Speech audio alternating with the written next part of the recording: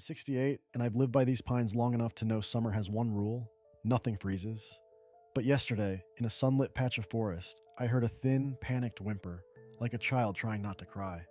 I pushed through ferns and felt the air turn sharp, winter cold. Two white-furred little hands reached from a hollow, shaking, and when I lifted them, the ground around us began to tremble. Behind me, branches snapped, slow, heavy steps, the kind that don't belong to deer. I didn't look back, yet. You're probably already rolling your eyes. I don't blame you. If I heard this from someone else, I'd say they'd been out in the heat too long. But I'm not a storyteller. I'm a retired maintenance man who moved to the foothills outside Cedar Ridge after my wife died and the town started feeling like noise. Up here, I fix what breaks, keep to myself, and let the forest do its own talking.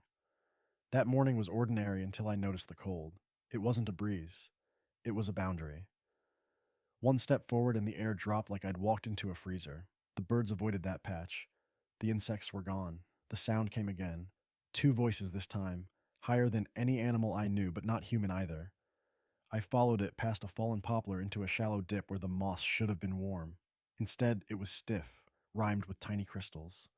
In July, they were wedged in a hollow beneath tangled roots, pressed together so tight they looked like one trembling creature until I separated them with my hands.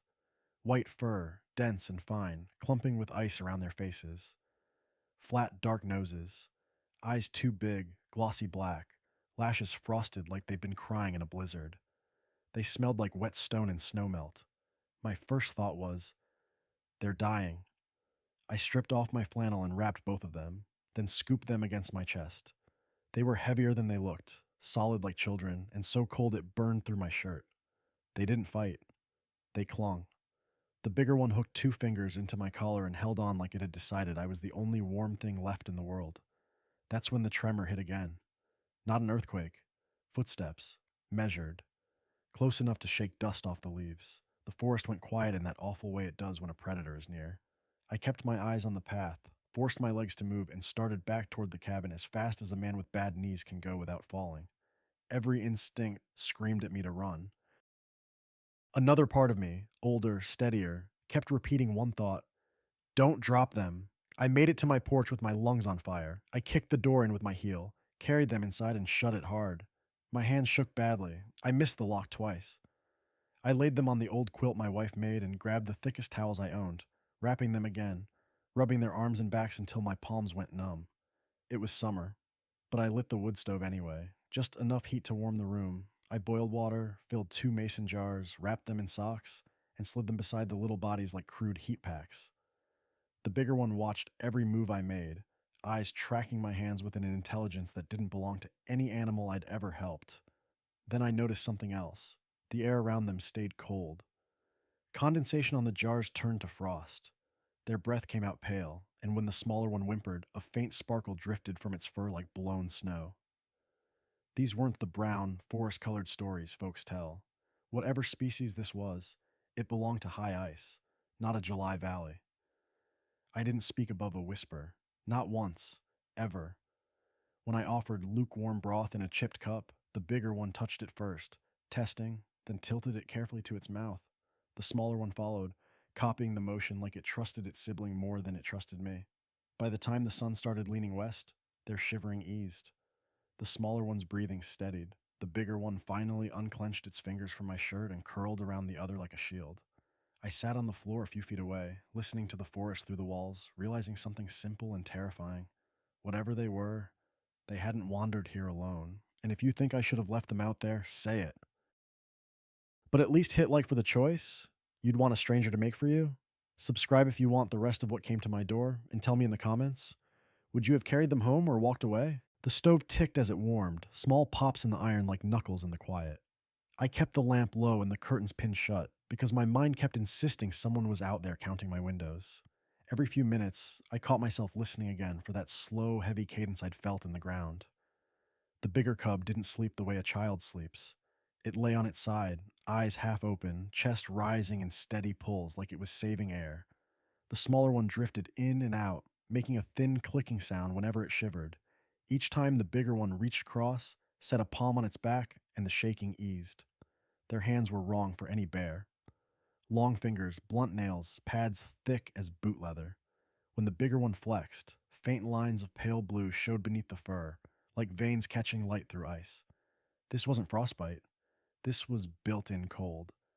I dragged the old camp mattress out and set it by the stove, then laid the quilt on top. I didn't put them right on the heat. Something told me that would be a mistake. I let the warmth fill the room slow and even and kept the jars near, rotating them as the glass cooled. When I touched the smaller one's foot through the towel, it was still ice cold, but no longer rigid. I thought about calling the ranger line. My thumb hovered, then stopped. What was I going to say? And if those footsteps were real, if there was a family looking, then bringing strangers into it would be the stupidest thing I could do. So I handled what was in front of me. I cleaned their fur with a warm cloth, gentle pressure, no sudden moves. The ice around their faces melted into gray water that smelled faintly metallic. Under the grime, their fur wasn't pure white. It had a sheen to it, like snow under moonlight. The bigger one watched the cloth, then reached out and took it from my hand. It rubbed its own forearm, then the smaller one's shoulder, copying the motion with careful precision. When it finished, it handed the cloth back, not tossed, placed. I kept talking, soft and steady, not words that mattered, just sound. Easy, that's it, you're all right. Their heads tilted, listening. The bigger one made a low hum back, almost like it was matching my tone instead of my language. Around midnight, the smaller one woke hungry. It pushed upright, swayed, and let out a sharp, breathy cry. The bigger one snapped its head toward the door, alert so fast it made my stomach clench. Then it looked at me, and for a second the room felt like a test. I poured more broth, cooled it, and tore bread into it until it was soft. I held the cup out. The bigger one didn't take it right away. It leaned forward, sniffed, then blew across the surface, and the steam died instantly. A thin film of frost flashed over the top, then vanished as it lapped. The smaller one drank too fast and coughed. The bigger one thumped its back twice, gentle, exact, until it steadied. Then it pressed its forehead to the smaller one's temple and stayed there, breathing slowly. The cold in the room deepened for a moment, and I realized they weren't just surviving in the cold. They were regulating it. Once they settled, I checked the house the way I used to after a break-in call. Back door latched. The rifle stayed in the cabinet. I couldn't bring myself to make this a me versus them thing. The doorknob was damp, and when I wiped it, the rag came away with tiny ice grains.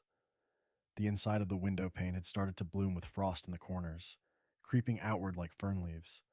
I opened the pantry for more blankets and found the bigger cub standing there, steady on its feet now, studying the shelves. It touched a tin of salt, turned its head toward the door, then looked back at me, not begging, pointing. At 2 in the morning, the forest answered, not with a roar, with a single deep note that seemed to come from everywhere at once, vibrating through the glass, through the floorboards, into my bones. The bigger cub went still and replied with a softer call, quick and broken, like a child calling back through tears. Then everything went quiet. No wind, no insects. Even the stove seemed to hold.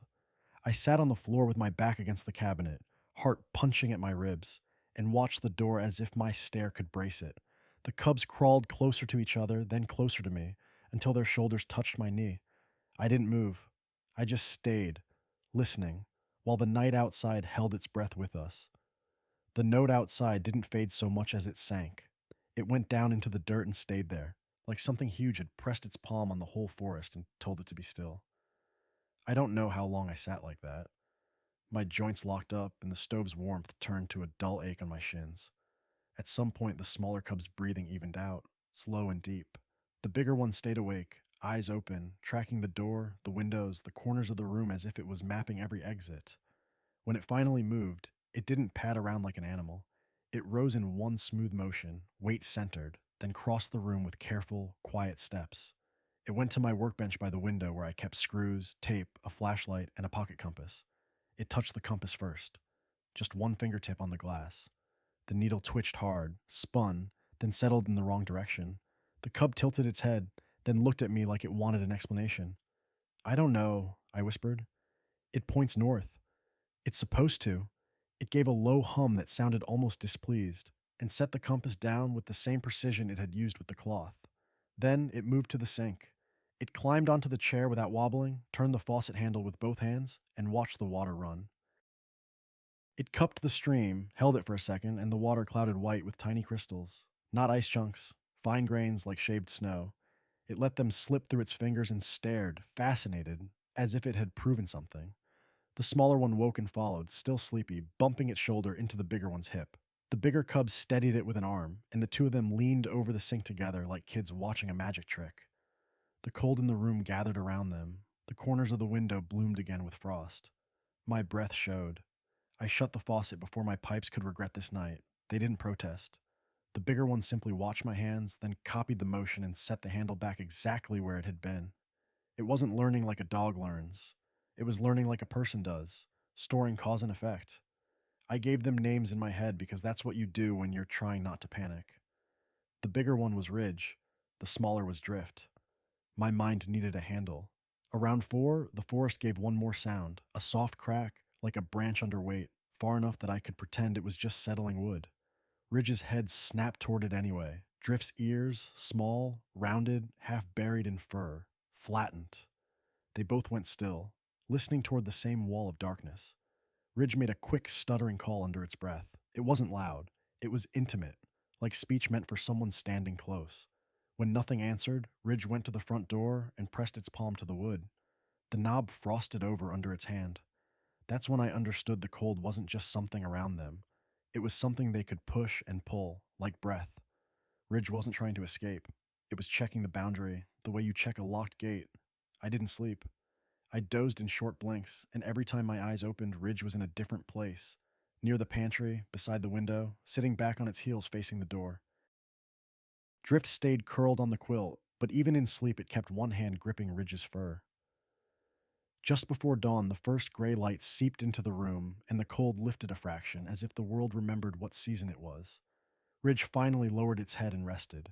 Drift woke and stretched, then let out a small, chirping sound that made Ridge's eyes open again immediately. I eased the curtain back an inch and looked out. The yard was wet with dew, the grass flattened in places as if something heavy had stood there and waited. The air outside wasn't freezing anymore, but it felt charged, like the seconds before a storm. I scanned the tree line, then the dirt path, then the porch steps, and there it was, a single footprint, perfect in the damp soil at the edge of my yard, bigger than a dinner plate, 5 toe impressions, deep enough to pool water, not random, not wandering, placed as if whoever made it wanted me to find it. Ridge came up behind me without a sound. It stared at that print, then at me. Then it reached for my wrist, not rough, just firm, and guided my hand down towards the lock on the door, as if to remind me of something simple. Keep it shut, no matter what, ever. The print sat there like a sentence in wet soil. Not a smear, not a half step, clean, deliberate. Whoever made it hadn't wandered. They'd stopped, they'd watched my porch. I kept the curtain barely cracked. My mouth was dry. Dean Ridge's hand was still on my wrist, warm enough now that I could feel his fingers, but the air around him stayed sharp. Was that you? I whispered. Ridge didn't answer like a person. He hummed low and pointed, not at the footprint, but towards the tree line, then back to Drift on the quilt. Not us. Them. Drift crawled to the door and pressed his forehead to it. His breath fogged the wood. The fog flashed to frost in a thin crescent where his skin touched, then melted as the room's heat fought back. He pulled away and chirped softly, the sound more relief than fear. Like he could feel they were close. I should have felt relief too. Instead, my stomach tightened. Close meant I wasn't alone out here anymore. I didn't open the door. I slid the chain into place and checked the deadbolt twice. Then I did what frightened people always do. I tried to make the world normal. Coffee, a pot, a spoon. Morning. The spoon clinked once and both cubs flinched. Not at the sound itself, but at how sharp it was. Ridge glanced up as if loud things belonged to the sky. Drift edged closer to him. They weren't used to noise, or maybe their world had a different kind of quiet. They wouldn't touch oatmeal. Ridge tapped the bowl, frowned, and a faint dusting of ice skated across the rim.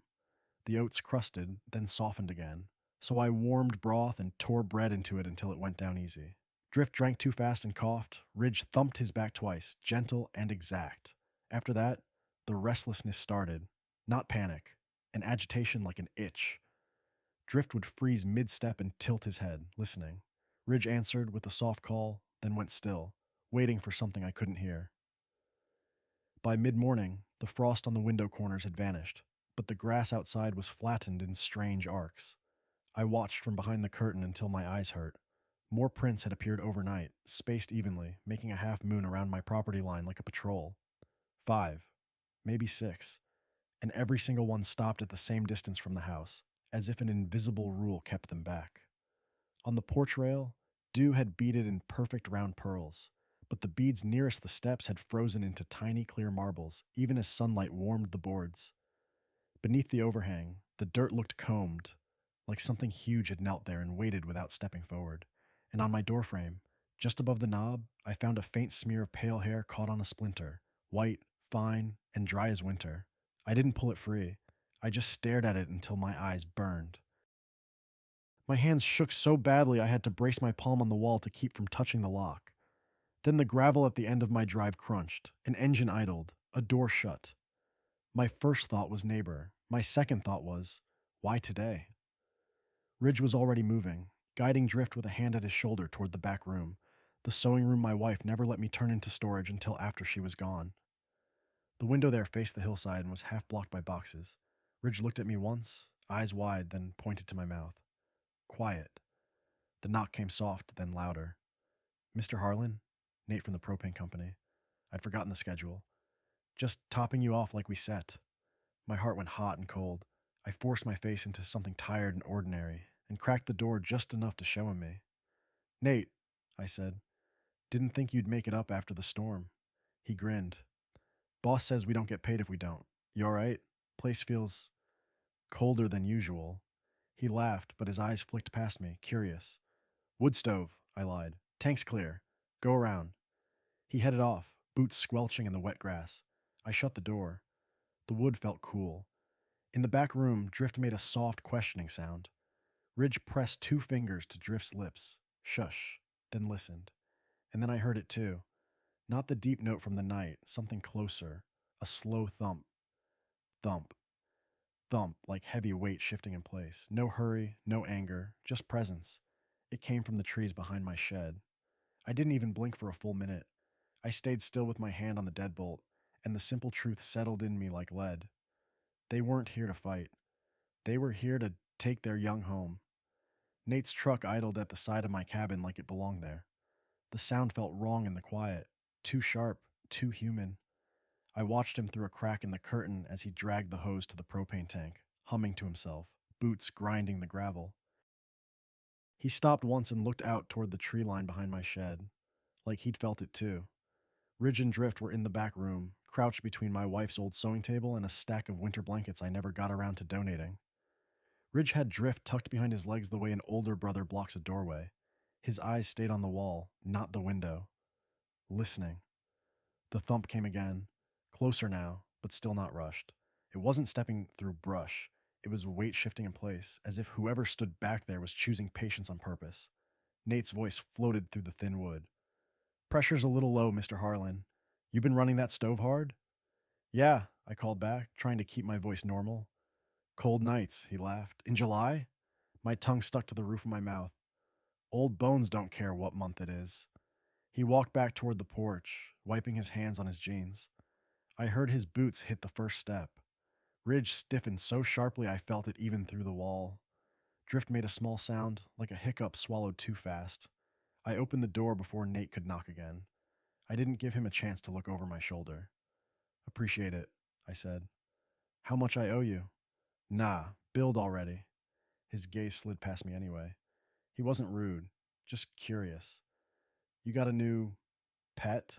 He asked, half joking, nodding toward the back of the house like he'd heard something. I smiled with a face that didn't feel like mine. Squirrels in the walls. Been fighting 'em all week.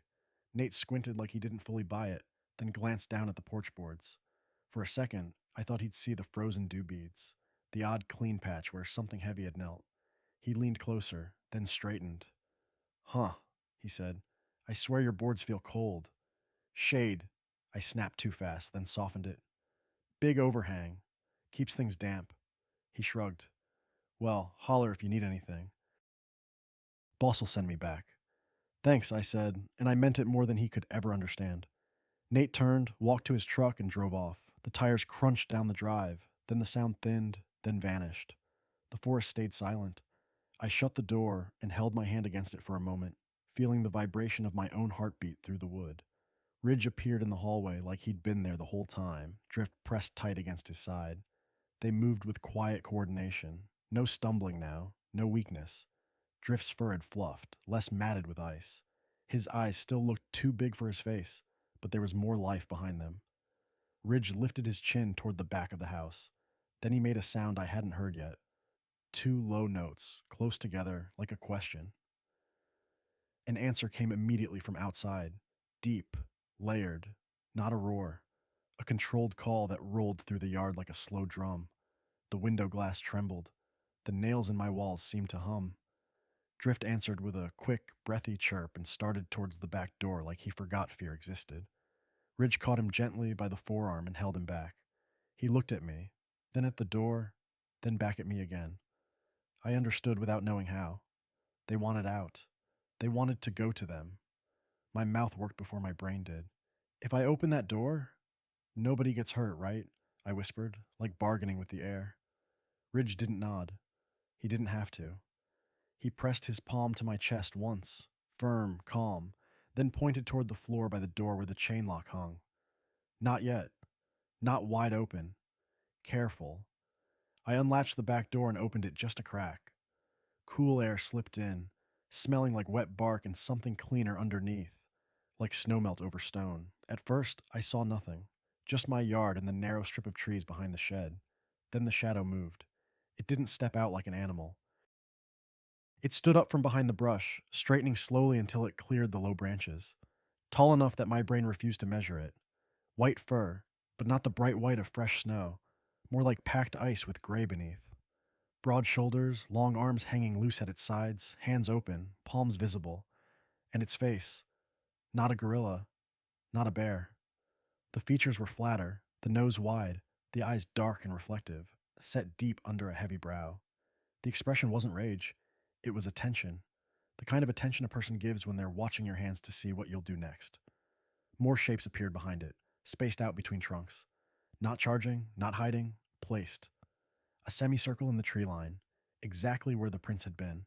Each one still, each one facing my house. The one in front lowered its head a fraction, and the cold in the air sharpened like a blade. Drift pressed his face into the crack of the door and made a sound so small it barely carried, but I saw the front creature react instantly. Its shoulders softened, its head turned slightly, like a parent hearing its child speak in the dark. Ridge stepped forward into the doorway. He didn't run. He didn't whine.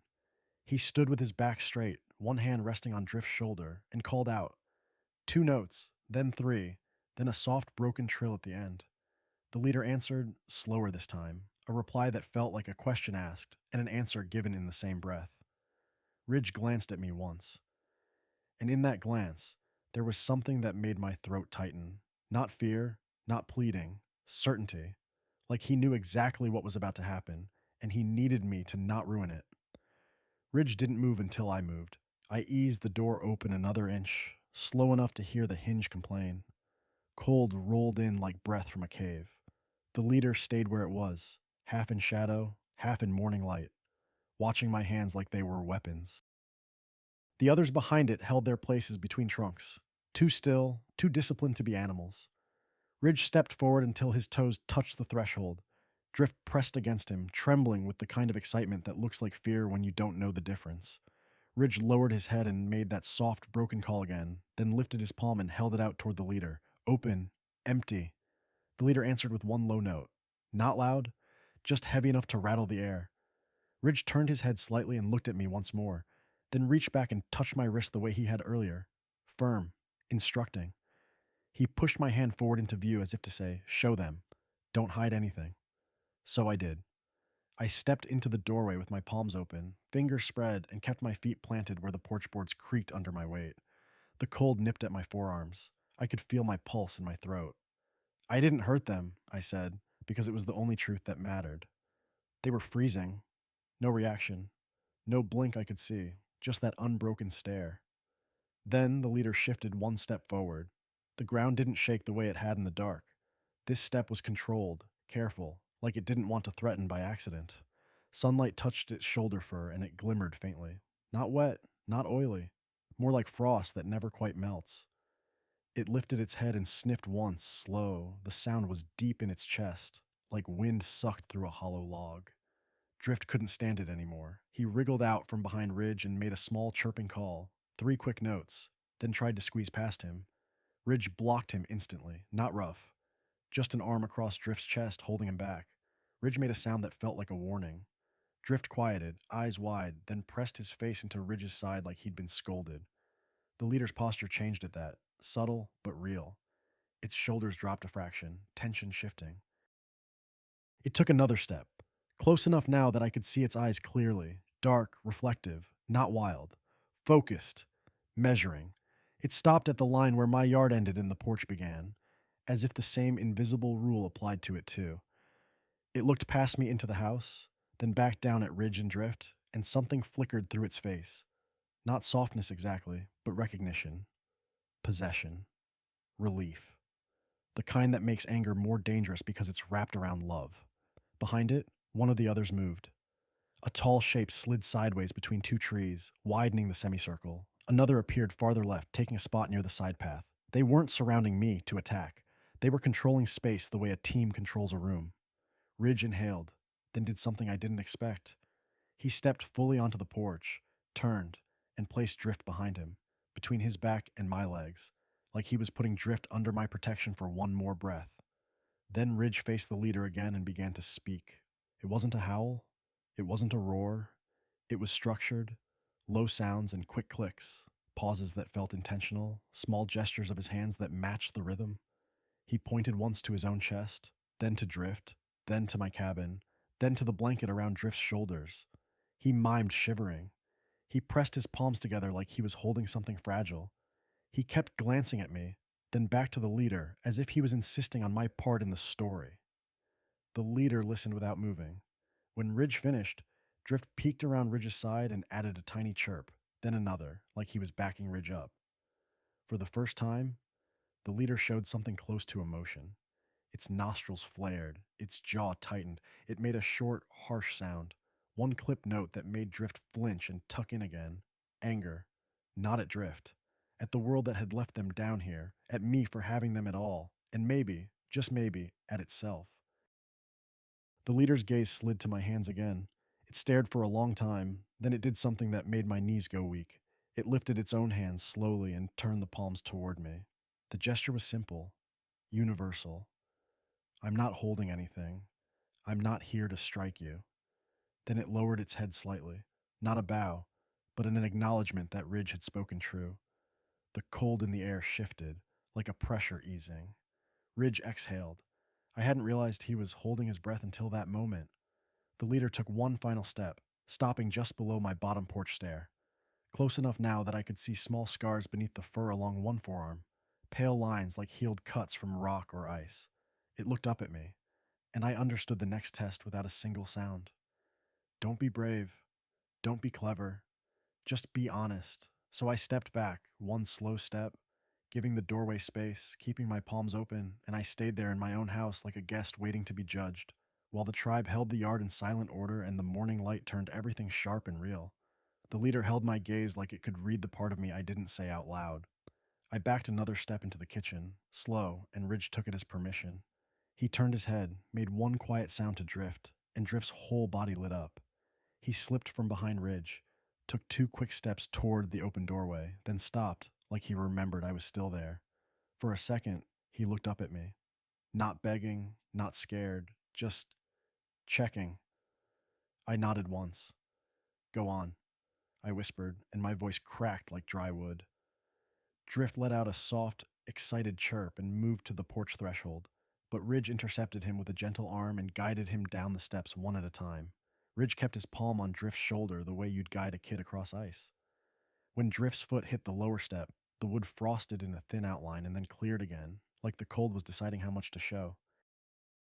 The leader watched all of it without blinking. Then Ridge did something that made my chest tighten. He stopped halfway down, turned back, and walked up to me again. Close.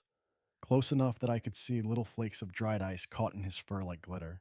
He lifted my hand, my shaking, useless old hand, and pressed it briefly to Drift's back. Warm now, alive, breathing. It felt like Ridge was making me witness it on purpose. Like he was saying, "You did this. You kept him here." Then Ridge took my hand away, turned, and guided Drift the rest of the way down. Drift didn't run into the leader's arms. He approached like he'd been taught manners. He stopped at the invisible line by the porch stairs and made 3 quick notes. The leader lowered its head and answered with one long, steady sound that made Drift relax so fast it looked like someone had loosened a knot. The leader reached out, slow, careful, and touched Drift's forehead with 2 fingers. Drift leaned into it. I watched the leader's hand tremble once, just barely, then steady again. Behind the leader, one of the others stepped forward and crouched, lowering its massive body like it was trying to make itself smaller. Its fur was whiter than the rest, almost clean, and its eyes never left Drift. The tribe wasn't just here for a retrieval. They were here because these two mattered. Ridge stood at the bottom step now, between Drift and the leader, and spoke again. Low notes, clicks, hand signs. He pointed to my cabin, to the stove, to the broth cup still on my counter. He mimed wrapping a blanket. He mimed shivering. Then he did something that felt like a plea. He placed his own palm flat against his chest and held it there. The leader listened, then answered. 2 notes and a harsh click that made the hair on my arms lift. Ridge's shoulders dipped. He looked back at me and pointed, once, sharply, toward the trees. Then he pointed at his own eyes, then at mine, then at the ground. Don't follow. Don't watch. Don't make this a story. The message hit me clean and cold. I won't, I said, even though I didn't know if they understood words. I won't come after you. I won't tell anyone.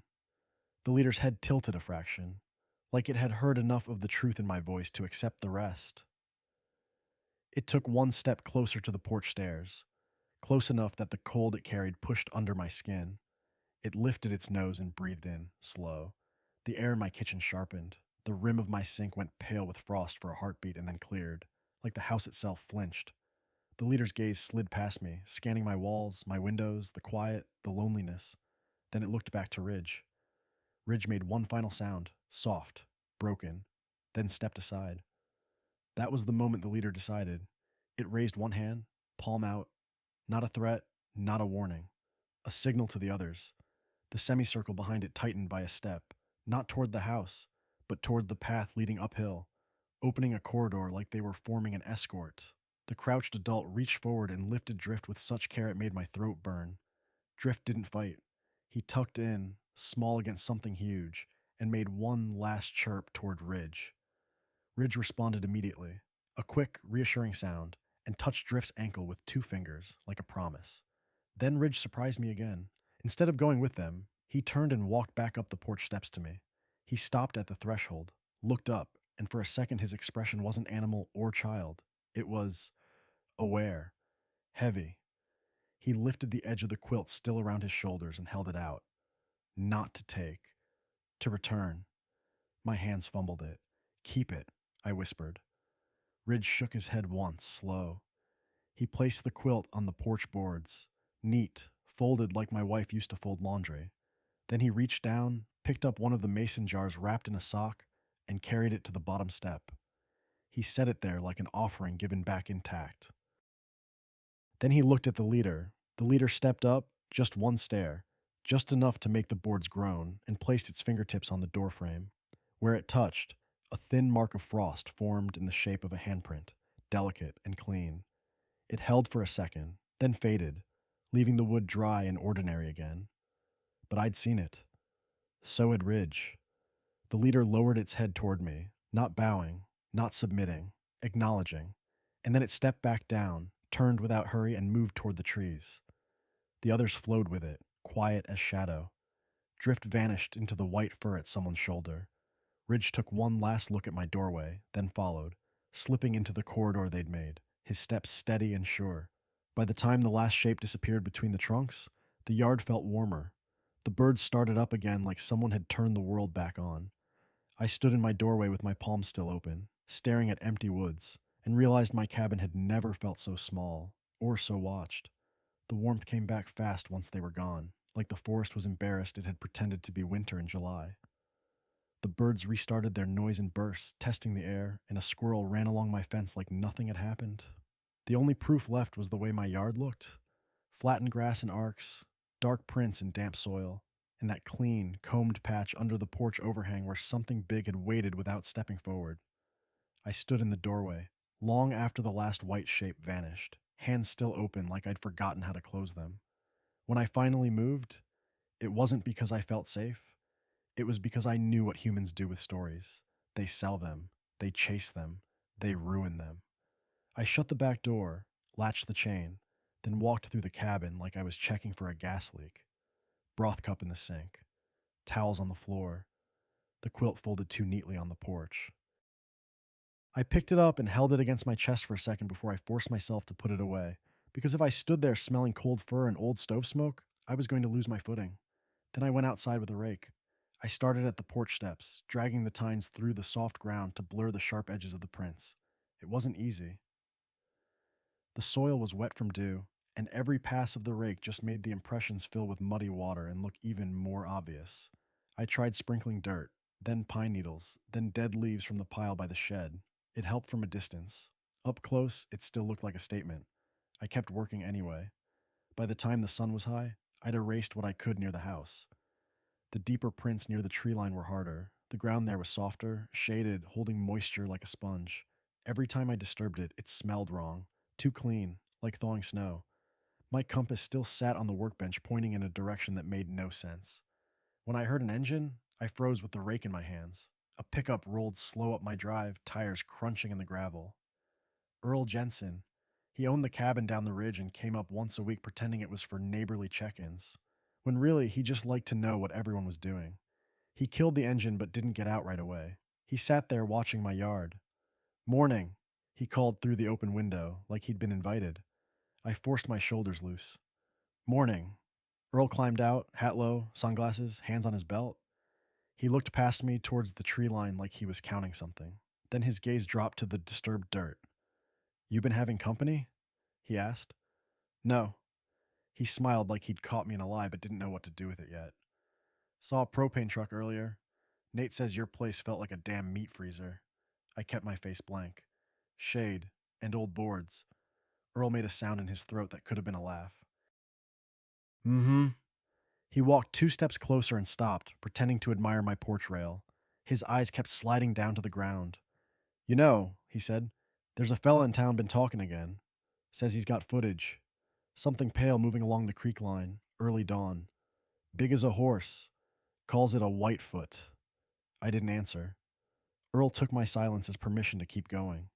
"People get stupid about that stuff. They go out with beers and flashlights like they're gonna wrestle a legend. Then they get lost. Then the sheriff has to go pick up their shame." I gripped the rake handle until my fingers hurt. "You came here to talk folklore?" Earl held up both hands, innocent. "Just checking on you is all. You live out here alone, Harlan. If you see something weird, you tell somebody. You hear me?" There was a warning under the concern, a hook hidden in the friendly tone. "I'll be fine," I said. Earl stared at me another second too long. Then he nodded once, like he'd filed something away, and walked back to his truck. Before he got in, he glanced towards the tree line again and squinted as if he could see through bark. "Careful with your trash," he said casually. "Bears get bold this time of year." Then he drove off. I stood there with the rake, watching the dust settle behind his tires, and I knew something had started. Not with the tribe, with people. I spent the rest of the day trying to make my place look ordinary. I hosed down the yard where the soil was darkest. I dragged an old log over the worst print near the shed and rolled it back and forth until it looked like nothing but a mess of mud and wood gouges. I hauled my garbage to the dump in town instead of leaving it by the road. And still, the feeling of being watched didn't leave. It changed. The forest watching had been heavy but calm, like a jury. This was different. Thin, restless, hungry. Late afternoon, I drove into Cedar Ridge for supplies I didn't need just to see what the town felt like. The hardware store smelled like fertilizer and rubber. 2 men by the counter were talking low but excited. Swear to God it was white. Not brown, white. Trail cams or it didn't happen. I got a guy with a drone. He says he can cover the whole ridge in one pass. My stomach tightened. I kept my eyes on the shelf, picked up screws I already had, and paid without looking at anyone too long. Outside, in the parking lot, I noticed a truck I didn't recognize. Dark, clean, out-of-town plates. In the bed were two coolers, a folding chair, and a hard plastic case the length of a rifle. The man leaning against it wasn't old like Earl. Mid-30s maybe. Close cropped hair. Sunburnt neck. He looked like the kind of person who treats the wilderness like a puzzle he's entitled to solve. His eyes met mine for half a second, then slid away like he was pretending not to look. I drove home with my jaw clenched and my hands too tight on the steering wheel. By dusk, I did one last walk of my property line. That's when I saw it. A small black box strapped to a tree about chest height, half hidden behind fern fronds. A lens no bigger than a dime pointed straight at my yard. Trail cam. I stood there breathing, listening to the normal summer insects, and felt something cold crawl up my spine anyway. Then I reached out, unstrapped it, and held it in my palm like it weighed more than it did. I didn't smash it. I didn't throw it. I just turned it off, slipped it into my jacket, and went back to my cabin with the quiet certainty that whoever put it there was going to come looking for it. I didn't sleep much after I found that trail cam. I set it on the kitchen table like it was a live thing, wiped my hands, then checked every window again, even though the glass only showed my own tired reflection in the dark line of trees. The cam was newer than anything I'd ever buy. Fresh batteries. A little red seal on the latch like it had been opened only once. I told myself not to look at what was on it, because looking meant believing, and believing meant acting. But curiosity is just fear wearing a cleaner shirt. I slid the card out and put it into my old laptop. The first clips were nothing: deer at dusk, a raccoon climbing my trash bin, Earl Jensen walking my drive at noon like he owned the gravel. Then a timestamp from early morning, right around the hour Ridge called into the dark. The screen filled with white blur between trees. Not a clean shot, just enough. A shoulder, an arm longer than a man's, a face turning towards the camera with eyes that caught the infrared like wet stones. My stomach dropped. I ejected the card and shut the laptop. No more. Proof was how men with drones got brave. Just after sunrise, a truck came up my drive. Dark pickup, out of town plates. The same one I'd seen in town. It stopped at the edge of my yard and idled a moment before the door opened, like the driver wanted me to notice he wasn't sneaking. He walked up with a polite smile that didn't reach his eyes. Mid-30s, lean, sunburnt. The kind of man who thinks wilderness is something you win. "Morning," he called. "You Harlan?" "Name's Mason Klein. I'm looking for my camera." I stayed on the porch. "People shouldn't put cameras on other folks' land." "Public line back there," he said easily, eyes sliding toward the trees. "I'm documenting. Nothing else." "That's still trouble." His smile tightened, then returned. "If you find it, you'll call me." "I won't." He nodded like he'd expected that, and started walking the brush line anyway, scanning trunks. I didn't raise my voice. I just said, low and flat, "Don't go back there." Mason looked over his shoulder. "Why?" "Because you don't know what you're stepping into." He laughed once, quiet. "That's the point." After Mason left, I wrapped the cam in an old rag and hid it in a coffee can behind the flower. My hands wouldn't stop shaking. I tried calling Earl once, then hung up before it rang. I pictured a deputy laughing while a crowd stood around my tree line with flashlights. I couldn't bring strangers up here to solve a problem they didn't believe existed. Around 10, I walked the edge of my property pretending I was checking storm damage. I found fresh boot prints cutting across my raked soil. Someone had already come back, already decided my yard was part of their hunt. Under a cedar branch, I saw a bright tape tied as a marker, new, loud, human. I tore it off and stuffed it in my pocket. By noon, Earl's truck showed up and another SUV with a hard drone case in the back. Men gathered at the edge of my drive, pointing towards the ridge like it was a show. Earl waved at me as if we were friends. "Just a hike, Harlan." He called. "No harm." They went anyway, boots through ferns, laughing too loud. One cracked a beer before he even hit the trees. The drone lifted with a whining buzz that made the birds scatter. For an hour, nothing happened. Then the air changed. Not colder at first, quieter. The insects stopped like a switch flipped. The drone's whine faltered, dipping in pitch. Mason cursed and slapped the controller. The drone drifted sideways, then dropped into the brush with a wet thud. Earl's grin died. "What the hell?"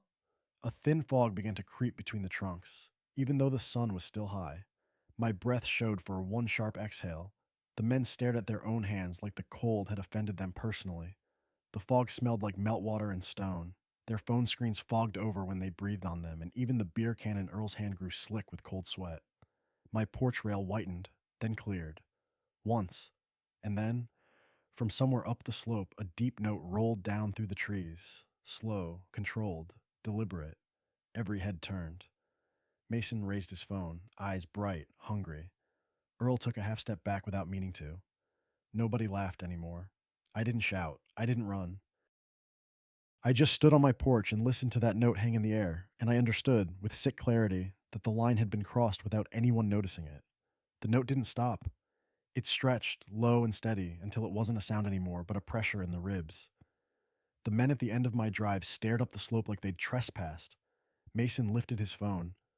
There, he whispered. Earl tried to laugh. Wind! But there was no wind. The leaves hung still. The fog slid between trunks in slow sheets, curling around boots. Darrell, beer in hand, stepped back and nearly fell when the grass turned slick with ice. The first shape appeared without breaking a branch.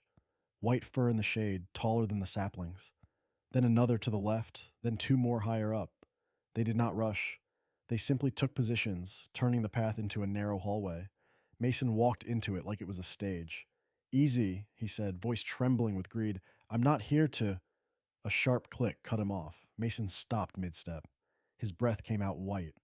He looked down at his hands as his fingers stiffened, joints locking like the cold had climbed inside him. The phone slid from his numb grip and dropped into the grass. He tried to bend and couldn't. Someone's drone controller beeped, then went dead in his hands.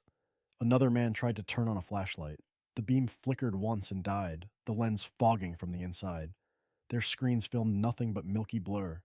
The colder it got, the less their gadgets mattered, like the ridge was swallowing evidence before it could be made. A mutter rose between them, fast, scared. We should leave. No, get closer. I'm telling you, that's... Darrell made a stupid sound, half laugh, half whine, and took one step forward again, like he couldn't help himself. The leader answered with a single deeper note, and Darrell's knees buckled. He didn't fall. He just went weak, eyes watering, suddenly aware of how fragile his body was. I could feel it too. The cold wasn't just temperature, it was control. A hand on the back of your neck, guiding you without touching. One of the men reached for the hard plastic case in the truck bed, flipping the latches. Don't, I said. Every head turned. I stepped off my porch, palms open, and stopped at the edge of the drive. Back up, I told them. All of you. Now. Earl's eyes were wide. Harlan, this is history. This is a mistake, I said. Put it down. The case opened anyway. A rifle lay inside, clean and dark. The man grabbed for it, and the metal fogged, then frosted in a heartbeat. He yanked his hand back with a yelp. The rifle stayed put, iced over, its moving parts sealed like it had been dipped in glue. Mason's lips shook. I can't feel my hands. Then stop, I snapped, then forced my voice low. Listen, they don't want you. They want you gone. The fog thickened, but I could see them. 5 at least. And in the center, taller than the rest, the leader stepped to the tree line and stopped. It didn't enter the yard. It didn't need to. It raised one hand, palm out. Not at me. At them. Stay. Don't come closer. Earl swallowed hard. Tell it we're leaving. I raised my own palms higher, showing empty hands, and kept my eyes on the leader. They're leaving, I said steady. Nobody's hunting you. Nobody's taking pictures. They're leaving now. The leader's gaze pinned me. Then it tilted its head a fraction, and the pressure in my chest eased. The cold loosened its grip on Mason enough for him to flex his fingers. He gasped like he'd been underwater. Move, I told them. Slow. Back to your trucks. No running, no shouting. Darrell stumbled backward first, beer forgotten. Earl followed, face tight. The rifle case snapped shut without argument. Mason snatched his phone from the grass and backed away without taking his eyes off the trees. Engines turned over. As the first truck rolled, the fog began to thin. The air stopped biting. The leader stayed at the tree line until the last vehicle started down the drive. Earl rolled his window down a crack. You're coming with us. I shook my head. Go. His tires spun on damp gravel and he fishtailed, then caught and fled. When the last truck vanished, the leader's hand lowered. The other shapes melted back between trunks like they'd never been there. The fog drained uphill and disappeared. Only then did I realize my hands were shaking worse than theirs, and I'd kept them open the whole time. I stayed in the yard long after the last truck sound disappeared, staring at the tree line like it might blink. My porch boards were damp again, warm again, like the cold had never touched them, but I knew better. You don't unfeel a hand on your life. Inside, the cabin smelled like broth and old pine smoke. The coffee can behind the flower felt heavier when I pulled it out. I set the trail cam on the table and stared at it until dusk began to blue the windows. If I kept it, I'd be tempted. If I destroyed it, Mason would come back angry. If I turned it in, the whole ridge would fill with flashlights. So I chose the only option that didn't feed the hunger. I took the cam and the memory card, walked out back, and followed the faint path along my fence line to the point where the trees start swallowing the yard. I didn't step into the forest. I stopped at the line where grass becomes leaf litter and the air always feels a degree older. I set the cam on a flat rock, card beside it, and backed away with my palms open the way Ridge had taught me. It's yours, I said quietly. I don't want it. The woods didn't answer. They didn't have to. I went back inside, locked the door, and waited. Night came clean and still. No bugs, no wind. The kind of silence that isn't natural so much as enforced. Around midnight, the stove ticked once, and the hair on my arms lifted. A soft thump sounded at the edge of the yard. Not on the porch, not at the door, just there. Presence, at distance, following the rule. I eased the curtain aside. Moonlight silvered the grass. At first I saw nothing, then the shape resolved. White fur, tall, standing just beyond my fence like a statue. The leader. Even in the dark, the size of it made my brain go quiet. Then two smaller shapes stepped out beside it. Not tiny now, not helpless. Young ones, taller than a man's waist, moving with that same careful, intelligent balance. Their fur still carried the pale sheen of snow under moonlight. One of them turned its head toward my cabin, and I felt my throat close because I knew that tilt, that watchful, older brother stillness. Ridge. He was bigger than before, but the way he held himself hadn't changed. He stood half a step in front of the other young one, like a habit. Drift stayed close, shoulder brushing Ridge's hip. They didn't come near. They didn't need to. Ridge lifted one hand and held it up, palm open. I stepped onto my porch with my hands empty. Cold touched my cheeks, not biting, just present, like the forest had leaned in to listen. Are they okay? I whispered, feeling stupid for asking and still needing to. Ridge answered in the only way he could. He reached down, scooped a handful of air, and blew softly through his fingers. For a heartbeat, the space above his palm filled with fine white sparkle, snow dust, delicate and clean, drifting in a lazy spiral before it vanished. Not a trick, not an attack, a simple, quiet proof. We're home. We're strong. We're what we are. The leader made one low note. The sound rolled across my yard without threatening it. Then it turned its head slightly towards the rock where I'd left the camera. A second later, movement at the tree line. One of the adults slipped forward like a shadow and returned holding the trail cam in one hand. The memory card wasn't in it anymore. The adult didn't break it, didn't smash it, just held it, then set it down on the ground at the forest line, closer to me than it had been, as if returning the idea of possession without returning the danger. The leader looked at me again, eyes reflecting moonlight like wet stone. Then it did something that made my knees weaken. It lifted its hand, slow, deliberate, and placed something on the grass just inside my fence line. Small, dark. It didn't shine. It looked like a stone until I realized it wasn't stone at all, but a smooth piece of obsidian-colored rock shaped like a flattened tear, cold enough that the grass beneath it frosted in a perfect ring.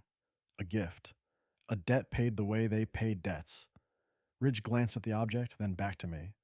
He made two quick notes and pressed his palm to his chest the way he had before. Not gratitude like humans perform. Something older. Something that meant you kept our blood breathing. I swallowed hard. I won't tell, I said. Not ever. The leader held me for a long moment, then dipped its head once. Not a bow. A decision. Behind it, Drift shifted, restless, and Ridge touched his shoulder. Steady, just like before. Ridge looked toward my house one last time, then raised his hand and drew two fingers across the air, from my cabin to the mountains. Stay here. Don't follow. I nodded. My eyes burned, and I didn't let the tears fall until they'd turned away, because I didn't want my weakness to become noise. The tribe moved back into the trees in perfect silence. Ridge and Drift went with them, white shapes swallowed by dark trunks, and the cold withdrew with them like a tide going out. In the quiet after, the insects restarted. A distant owl called once. My porch boards creaked under my own weight like they'd been waiting for permission to be ordinary again. I walked to the fence line, picked up the dark, cold gift with both hands, and felt the frost bite my palms for one sharp second before it warmed slightly, just enough to be held. I left the camera where it was. I didn't take it inside. I didn't look for the card. I didn't go chasing proof like it was worth more than the lives attached to it. And if you think you would have done something different, if you think you'd have told the world or you'd have kept the footage, tap like, subscribe, and tell me in the comments. When you're the only one standing between a secret and a crowd, do you protect the truth or the living?